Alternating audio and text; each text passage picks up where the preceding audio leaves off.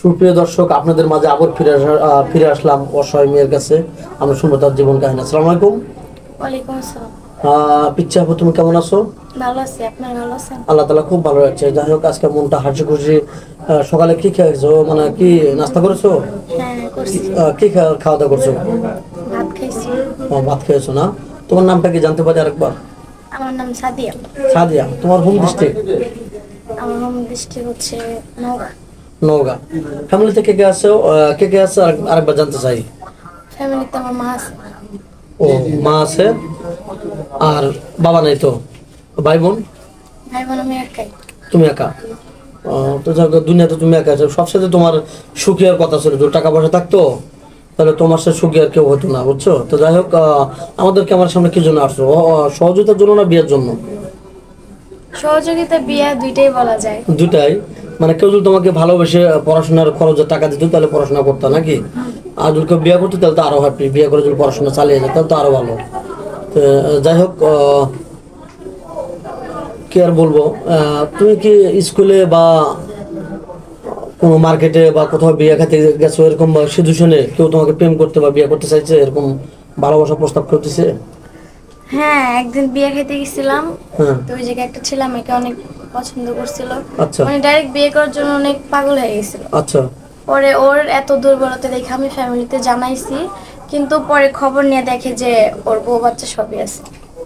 তাহলে তো একটা ধোকায় পড়ে, মানে পড়াই ওরকম সিচুয়েশনে পড়ছিল না? হ্যাঁ, আমিও অনেকটাই ওর প্রতি দুর্বল হয়েছিলাম ওর ভালোবাসা দেখা।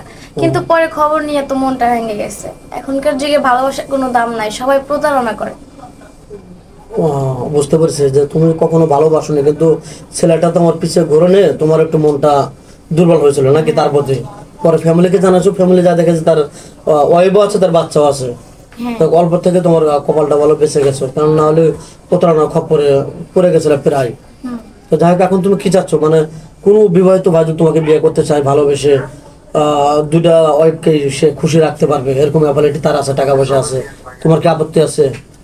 না, আমার কোনো আপত্তি নাই। আমি কোনো ভালোবাসা করতে চাই না, ডাইরেক্ট বিয়ে করতে চাই। তো এরকম যদি কেউ থাকে যে ছলনা করবে না, ঘর সংসার করবে, সারা জীবনের দায়িত্ব নেবে, তাহলে আমি বিয়ে করতে চাই। আচ্ছা, বুঝতে পারছি।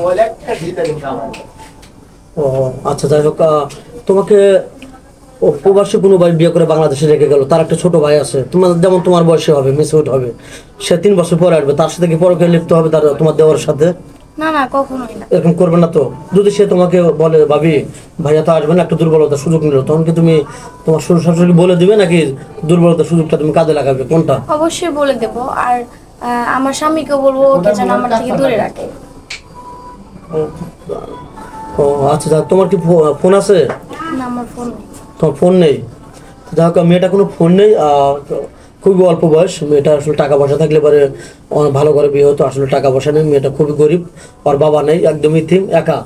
তো আমাদের নাম্বার দেওয়া থাকবে, মানে ইউটিউব চ্যানেল কর্তৃপক্ষের নাম্বার দেওয়া থাকবে, কেউ ভিডিও কল দেবেন, অডিও কল দেবেন, ভিডিও কল দিলে ব্লক করতে বাধ্য হবো। ভালো থাকবেন, সুস্থ থাকবেন, এই সবার জন্য কামনা করি। আল্লাহ।